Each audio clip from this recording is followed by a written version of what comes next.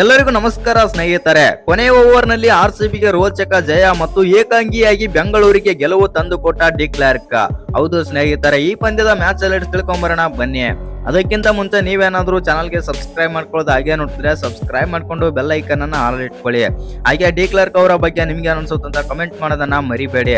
ಇನ್ನು 2026 ಆವೃತ್ತಿಯ women's premier league ನಲ್ಲಿ ರಾಯಲ್ ಚಾಲೆಂಜರ್ಸ್ ಬೆಂಗಳೂರು ತಂಡ ರೋಚಕ ಗೆಲುವಾದ್ರೆ ಸಾಧಿಸಿದೆ. ಇನ್ನು ಸೌತ್ ಆಫ್ರಿಕಾದ ಆಲ್ರೌಂಡರ್ ಆಗಿರುವಂತಹ ನಡನ್ ಡಿ ಕ್ಲಾರ್ಕ್ ಅವರ ಆಲ್ರೌಂಡರ್ ಆಟದ ಪ್ರದರ್ಶನದಿಂದ ಹಾಲಿ ಚಾಂಪಿಯನ್ ಆಗಿರುವಂತಹ ಮುಂಬೈ ವಿರುದ್ಧ ಬೆಂಗಳೂರು ತಂಡಕ್ಕೆ 3 ವಿಕೆಟ್ಗಳ ರೋಚಕ ಜಯ ಆದ್ರೆ ಸಿಕ್ಕಿದೆ.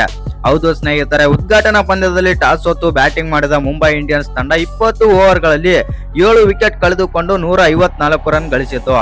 ಇನ್ನು 155 ರನ್ಗಳ ಗುರಿಯನ್ನು ಬೆನ್ನತ್ತಿದ ಆರ್ಸಿಬಿ ತಂಡದ ಪರವಾಗಿ ನಡನ್ ಡಿ ಕ್ಲಾರ್ಕ್ ಸಿಡಿಸಿದ ಸ್ಫೋಟಕ ಅರ್ಧಶತಕದ ನೆರವಿನಿಂದ ಸೋಲುವ ಪಂದ್ಯವನ್ನು ಏಕಾಂಗಿಯಾಗಿ ಗೆಲ್ಲಿಸಿಕೊಟ್ಟರಂತಾನೆ ಹೇಳ್ಬೋದು. ಹೌದು ಸ್ನೇಹಿತರೆ, 155 ರನ್ಗಳ ಗುರಿ ಬೆನ್ನತ್ತಿದ ಬೆಂಗಳೂರು ಸ್ಫೋಟಕ ಆರಂಭ ಪಡೆದುಕೊಂಡಿತ್ತು. ಕೇವಲ 3 ಓವರ್ಗಳಲ್ಲಿ ಮಂದನ ಹಾಗೂ ಗ್ರೇಸ್ ಹ್ಯಾರಿಸ್ 40 ರನ್ ಸೇರಿಸಿದರಂತಾನೆ ಹೇಳ್ಬೋದು. ಆದರೆ 4ನೇ ಓವರ್ನಲ್ಲಿ 18 ರನ್ ಗಳಿಸಿದ್ದ ಸ್ಮೃತಿ ಮಂದನ ವಿಕೆಟ್ ಬೀಳುವುದರೊಂದಿಗೆ ಆರ್ಸಿಬಿ ದಿಢೀರ್ ಕುಸಿತ ಕೂಡ ಕಂಡಿತು.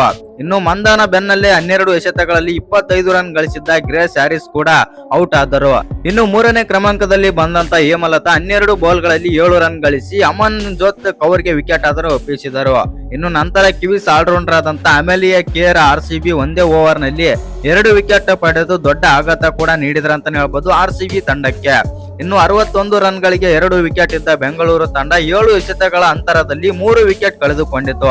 ಇನ್ನು 7ನೇ ಓವರ್ ನಲ್ಲಿ ಹೇಮಲತಾ ಔಟ್ ಆದರೆ 8ನೇ ಓವರ್ ನಲ್ಲಿ ರಿಚಾ ಘೋಷ್ ಔಟ್ ಆದರು ಹಾಗೂ ರಾಧಾ ಯಾದವ್ ಕೂಡ ಔಟ್ ಆದ್ರ ಅಂತಾನೆ ಹೇಳ್ಬೋದು.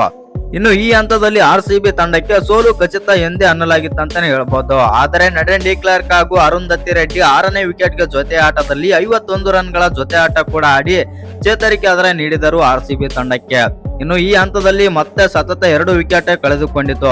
25 ಎಸೆತಗಳಲ್ಲಿ 20 ರನ್ ಗಳಿಸಿದ್ದ ರೆಡ್ಡಿ ಹಾಗೂ ಶ್ರೇಯಾಂಕಾ ಪಾಟೀಲ್ ಒಂದೇ ಓವರ್ ನಲ್ಲಿ ಔಟ್ ಆದರು.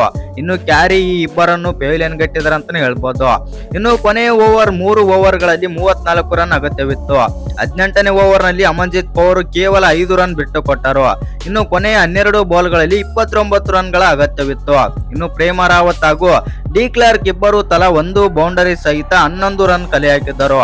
ಇನ್ನು ಕೊನೆಯ ಓವರ್ ನಲ್ಲಿ ಆರ್ಸಿಬಿ ತಂಡಕ್ಕೆ ಗೆಲ್ಲಲು 18 ರನ್ಗಳ ಅಗತ್ಯವಿತ್ತು.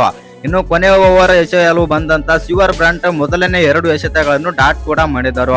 ಇನ್ನು ಕೊನೆಯ 4 ಎಸೆತಗಳಲ್ಲಿ ಡಿ ಕ್ಲಾರ್ಕ್ ಅವರು 6 ಮತ್ತು